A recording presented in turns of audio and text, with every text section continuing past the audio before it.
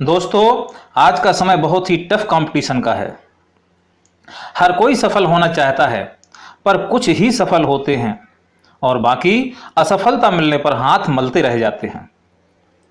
आने वाली बाधाओं से हम हार क्यों मान जाते हैं? चुनौतियों के आगे घुटने क्यों टेक देते हैं?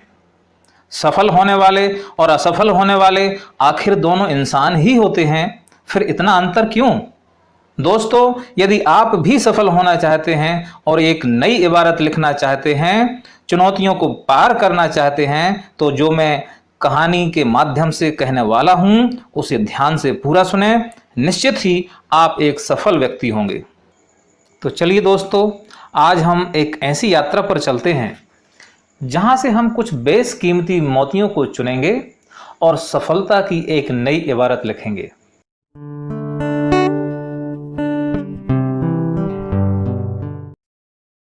दोस्तों, आज मैं आपको इतिहास की उस चमत्कारी घटना के बारे में बताने जा रहा हूं, जिसमें आपको अपने सवालों के जवाब भी मिलेंगे, साथ ही साथ एक नई ऊर्जा भी मिलेगी। आत्मविश्वास जगाने वाली यह घटना आपको चुनौतियों से लड़ने की ताकत देगी और सफलता के नए द्वार खोलेगी। हो सकता है कि आप सभी ने इस कहानी को पढ़ा और सुना हो, किंतु एक बार मेरे नज़रिए से इस कहानी को सुन लीजिए और विचार कर लीजिए। मैं गारंटी से कहता हूं कि चुनौतियों के प्रति आपका नज़रिया ही बदल जाएगा और आपका खोया हुआ आत्मविश्वास आपको वापस मिल जाएगा। और फिर आपको अपनी मंजिल स्पष्ट दिखाई देने लगेगी। आपको एक मकसद मिल जाएगा, चुनौतियों से लड़ने की ताकत मिल जाएगी। तो इस कहानी को ध्यान से सुने। इसके अंत में आपको अपने सारे सवालों के जवाब अवश्य मिल जाएंगे। तो मैं कहानी शुरू करता हूं। दोस्तों, सिकंदर महान का नाम तो आपने सुना ही होगा। इतिहास में उसे महान क्यों कहा जाता है?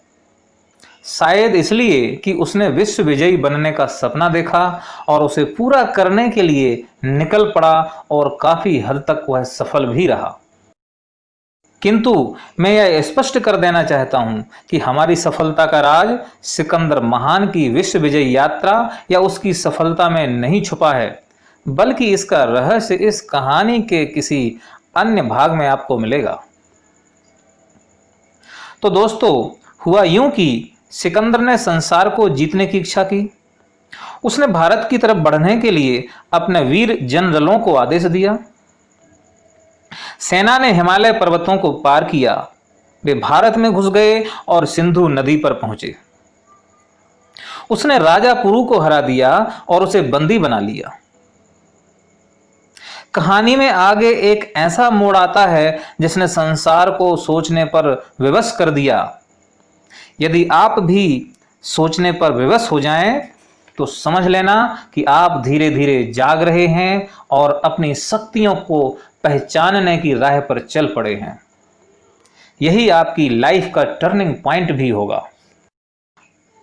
तो फिर दोस्तों, आगे क्या होता है कि राजा पुरु को बंदी बनाने के बाद सिकंदर अपने घोड़े पर सवार हुआ। उसने महिलाओं और बच्चों को विलाप करते हुए देखा। उसने उनके ऊपर कोई तरस नहीं दिखाया, बल्कि वह अपनी विजय पर गर्वित हुआ। फिर वह जंगल की तरफ गया।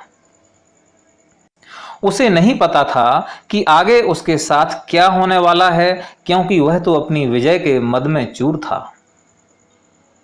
आगे उसने सिंधु नदी के किनारे कुछ भारतीय संतों को यज्ञ करते पाया। उनके ऊपर वाले आधे शरीर पर वस्त्र नहीं थे, क्योंकि ठंड का मौसम था। उसने जब संतों को ठंड के मौसम में इस अवस्था में देखा तो उसे उन पर दया आ गई।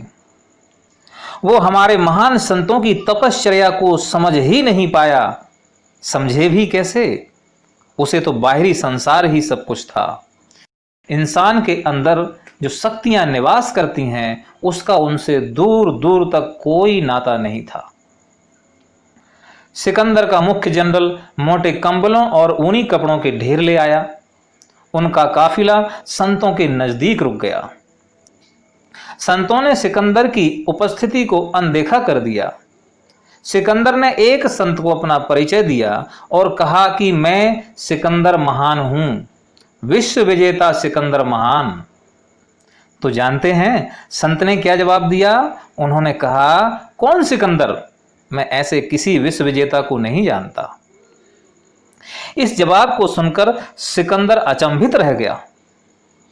इसके आगे इस कहानी में अब जो घटने वाला है और कहानी का अंत जिस तरह से होता है, बस वहीं से आपके जीवन की सच्ची शुरुआत होती है। दोस्तों आगे सुनिए। संत ने कहा, तुम्हें किस वस्तु की आवश्यकता है? तुम्हें मुझसे क्या चाहिए? इस प्रश्न पर तो सिकंदर के आश्चर्य का ठिकाना नहीं रहा। उसने सोचा कि एक अधनंगा फकीर जिसके पास कुछ नहीं है, वह विश्व विजेता सिकंदर को क्या देगा, जिसके पास संसार भर का ऐश्वर्य है। यही उसके जीवन की सबसे बड़ी भूल थी। सिकंदर ने किसी प्रकार अपने आप को संभाला और कहा कि मैंने आपके देश को जीत लिया है और इन अधनंगे संतों को कंबल और कपड़े देना चाहता हूं। इस पर संत ने कहा कि एक लुटेरा कभी विजेता या दानी नहीं हो सकता। सिकंदर के पास कोई शब्द नहीं थे, उसके बोल नहीं फूट रहे थे, वह स्तब्ध था, संत के आगे नतमस्तक। संत ने सिकंदर को उपदेश दिया कि प्यार द्वारा देशवासियों के दिलों को जीतो, तभी तुम विश्व को जीत पाओगे। दोस्तों संत के इन शब्दों को महसूस करो, दिल में गहराई तक उतर जाते हैं। संत ने आगे कहा, जो कुछ तुम्हें चाहिए मैं तुम्हें देने के लिए तैयार हूं। इतना काफी था। अपराध की भावना ने सिकंदर को दुखी और लज्जित कर दिया। उसने संत को प्रणाम किया और अपने काफिले के साथ अपने शिविर में लौट गया। सिकंदर ने आगे युद्ध को बंद करने का निर्णय लिया। उसने राजापुर को मुक्त कर दिया। उसने भारत के दूसरे भागों को भविष्य में जीतने की योजना भी स्थगित कर दी। दोस्तों कहानी तो समाप्त हो गई, पर अभी बहुत कुछ बाकी है। आपके सवालों के जवाब और जीत का मंत्र जो आपकी जीत को तय करेगा, आपके स्वर्णिम भविष्य का द्वार खोलेगा। दोस्तों यह कहानी इतिहास की एक घटना मात्र नहीं है, बल्कि हमारे लिए एक बड़ा संदेश है, सच्ची जीत का मंत्र है। इस कहानी के दो पहलू हैं, जिन्हें समझ लिया तो जीत आपकी है। पहला पहलू अत्यंत महत्वपूर्ण है, किंतु दूसरा पहलू उससे भी अधिक महत्वपूर्ण है। तो पहला पहलू यह है कि एक व्यक्ति जिसने अपने मन में ठान लिया, एक जिद कर ली कि उसे विश्व विजेता बनना है और पूरी शिद्दत के साथ डूब गया अपने सपने को पूरा करने में, और एक दिन सिकंदर महान बन गया। अगर आपको जीत चाहिए तो इसी शिद्दत, इसी समर्पण के साथ अपने लक्ष्य की ओर बढ़ना होगा। कल्पना कीजिए, सिकंदर को किसने प्रेरित किया?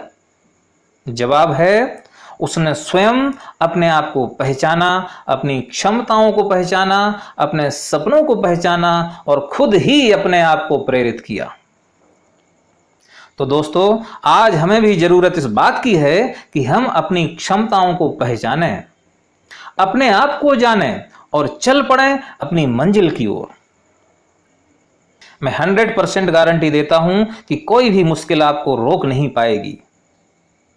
दूसरों से अधिक खुद पर भरोसा करना सीखो। दोस्तों इस कहानी का दूसरा पहलू और भी अधिक महत्वपूर्ण है, और वह पहलू है हमारे वो भारतीय संत जिनके आगे विश्व विजेता सिकंदर महान नतमस्तक हो गया। अब हम इस कहानी को दूसरे नजरिए से देखने का प्रयास करते हैं।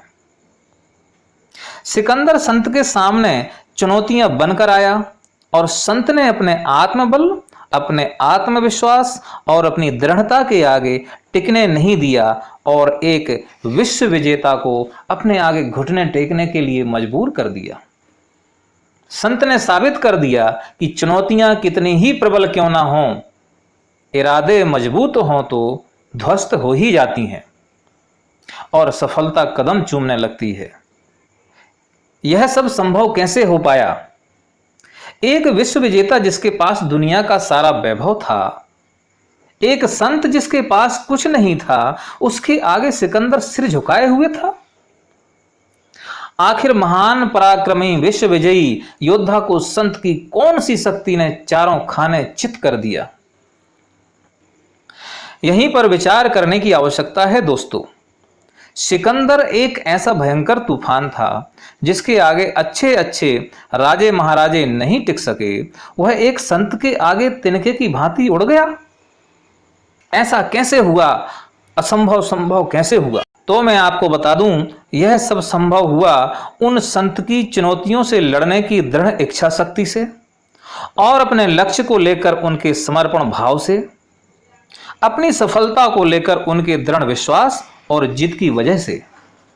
दोस्तों, उनका लक्ष्य था तपस्या द्वारा ज्ञान और देवत्व को प्राप्त करना और मानवता की भलाई करना, जिसके आगे सिकंदर जैसी भयंकर चुनौती भी चकनाचूर हो गई। प्रश्न यह उठता है कि संत में इतनी इच्छा शक्ति आई कहां से?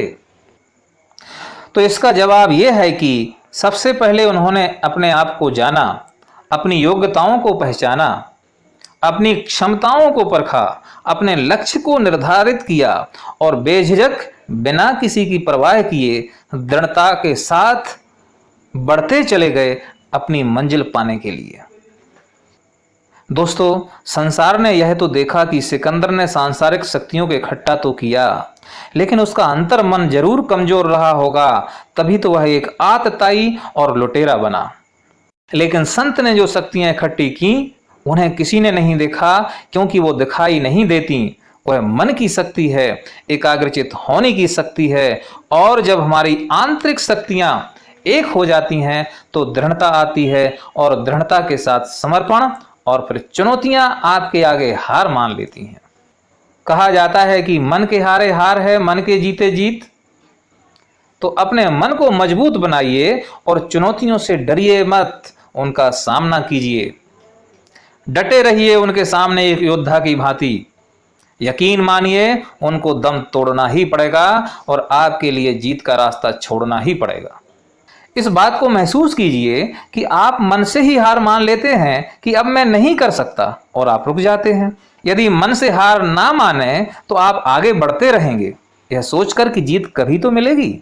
जरा सोचिए, सिकंदर के आगे जिन राजाओं ने हार मानी, उनकी भी सेना रही होगी, वो भी योद्धा रहे होंगे, लेकिन हार मान ली। क्यों? क्योंकि उनके मन की शक्ति कमजोर थी, और मन ने हार मानी तो वे हार मान गए। उनके पास जीत का मंत्र नहीं था। किंतु वहीं दूसरी ओर संत के पास कोई सेना तो नहीं थी, सिर्फ मन की शक्ति थी जिसने सिकंदर महान को हरा दिया। संत सिकंदर को लुटेरा के अलावा कुछ मानते ही नहीं थे। वहीं दूसरी तरफ हारे हुए राजा उसे विश्व विजेता मानकर पहले ही डरकर हार मान लेते थे। तो एक बात यहां से निकल कर आती है कि आपको चुनौतियों से लड़ना आना चाहिए। तो दोस्तों, निर्णय आपको करना है कि आप चुनौतियों से सिकंदर से हारे हुए राजाओं की तरह लड़ेंगे या फिर उन संत की भांति। हार जीत, सफलता असफलता यहीं से तय होती है, आपके मन से तय होती है। दोस्तों, जिद तो सिकंदर में भी थी और संत में भी। अब आपको डिसाइड करना है कि आप सिकंदर की भांति सांसारिक जीत को लक्ष्य मानेंगे, अर्थात इधर उधर की बातों में उलझ जाएंगे, या फिर संत की भांति हार जीत की परवाह किए बिना एक डिटर्मिनेशन के साथ अपने लक्ष्य की ओर बढ़ेंगे। आज के लिए बस इतना ही। उम्मीद करता हूं कि आपको मेरा वीडियो अवश्य पसंद आएगा। इसी प्रकार के और वीडियो पाने के लिए इस चैनल को सब्सक्राइब कर बेल आइकन को जरूर दबाएं, और हाँ, लाइक और शेयर करना बिल्कुल भी ना भूलें। जय हिंद।